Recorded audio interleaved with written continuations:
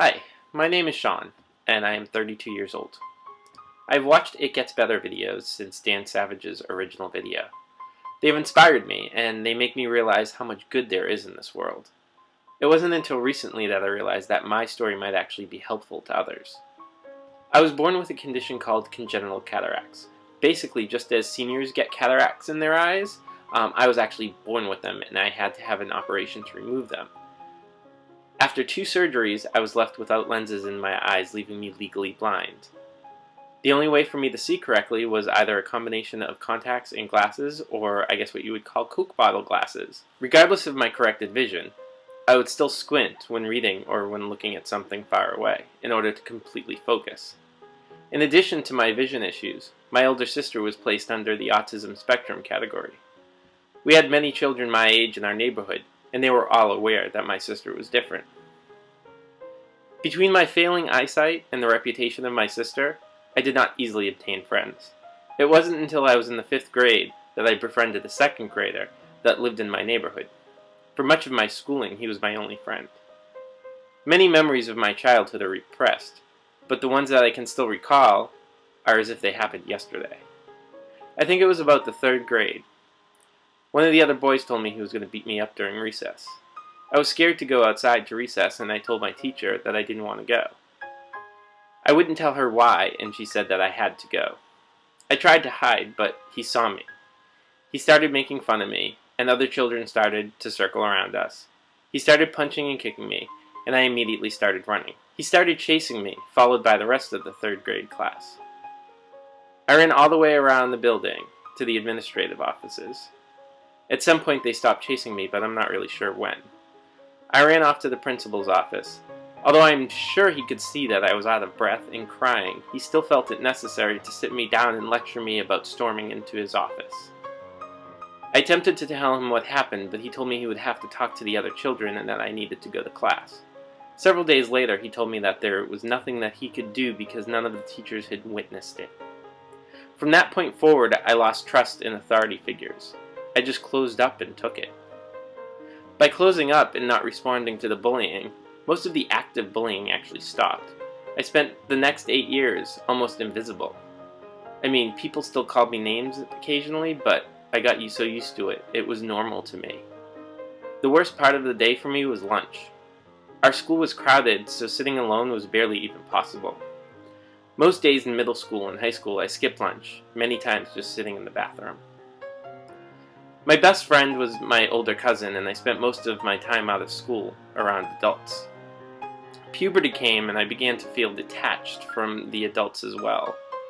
All of these adults were asking me if I had a girlfriend. Everybody who spoke to me thought I wanted to talk about girls. All of the boys at school were starting to have girlfriends, and not only did I not want one, it was another thing that made me different. I was obsessed with the way my male classmates were changing. I couldn't wait for short season so I could see more of the boys. I talked myself into thinking that it was just my curiosity and comparing my body to others. Although that curiosity only grew, I kept it repressed as possible and continued to tell myself that other boys had the same curiosity and we just don't talk about it. When I turned 16, my parents began plans to sell the house and were planning on moving about a half-hour away. When the house finally sold, I was at the end of my junior year. The headmaster at my school gave me the option of staying in my current school for the next year rather than changing this late in the game. Since I longed for a social life, I decided to take the chance and go to the other school. For my final year of high school, I finally was visible. I had a group of friends. I loved my teachers, and I even had a girlfriend. The pain and damage to my self-esteem was still there, but I finally began to see hope. Over the next 2 years, I had 2 more girlfriends, friends, and a social life. This was great, although there was still something wrong. After my last and final girlfriend, I replied to an ad for a gay boy looking for friends. I only knew this boy for a short time, but he helped me realize what was missing all along. I wasn't interested in the boys in comparison to me when I was younger. I was attracted to them. He looked at me and he said, "Shaun, you know you're gay, right?" I was dumbfounded, completely dumbfounded. I felt a panic and a sense of release all at the same time. From that point forward, I began to come out to friends and then family, the last of which were my parents. My father was shocked. My mother claims she always knew. It was only hours after I left before my parents called me and they told me they'd loved me. My 20s were filled with a few long-term boyfriends and a few short ones too. I tried many different fields, and all signs pointed me towards psychology. I am now a proud senior and 8 months away from getting my BA in clinical psychology. After that, I plan to move on to get my doctorate of psychology. Life does get better. You just have to stick around and take it all in. The good and the bad. Hey, did I mention that on July 24th of 2010 I married the love of my life and my best friend in front of 90 of our friends and family? I have an amazing life. I have a wonderful husband, 2 puppies, and 2 kitties. And life does get better. I promise you, life does get better. It may not happen next week, but it will happen. And between me and you, the things we go through to get where we end up make where we end up so much stronger and so much better.